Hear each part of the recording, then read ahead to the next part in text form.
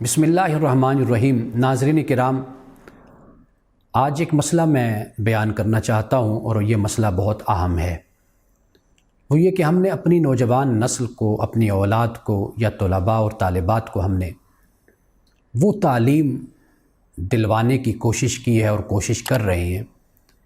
کہ جس سے ان کی شخصیت میں دو باتیں پیدا ہوتی ہیں۔ ایک تو یہ ہے کہ وہ مشین بنتے ہیں اور صرف ایک کمپیوٹر یا ایک روبوٹ کی طرح ان کی زندگی بن جاتی ہے۔ دوسری صورت یہ ہوتی ہے کہ ہم صرف اور صرف نوجوان نسل سے یہ توقع کرتے ہیں کہ ان کا اچھا روزگار ہوگا، یہ اچھا کمائیں گے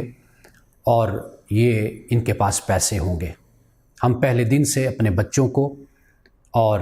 اپنی نسل کو ہم یہ چیزیں پڑھاتے اور بتاتے ہیں، لیکن اس کا بہت بڑا نقصان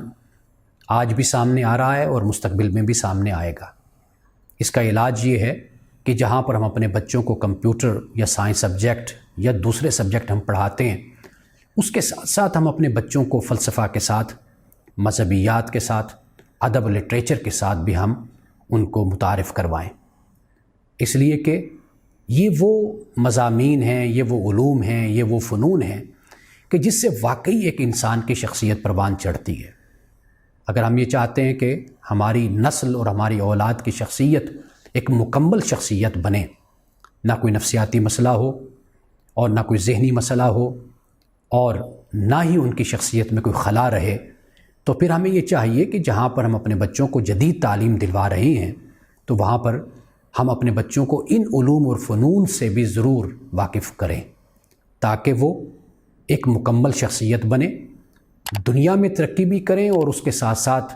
ان کی شخصیت بھی ترقی کرے اور وہ ایک مکمل انسان کی صورت میں اور ذمہ دار سٹیزن کی صورت میں، شہری کی صورت میں سامنے آئیں۔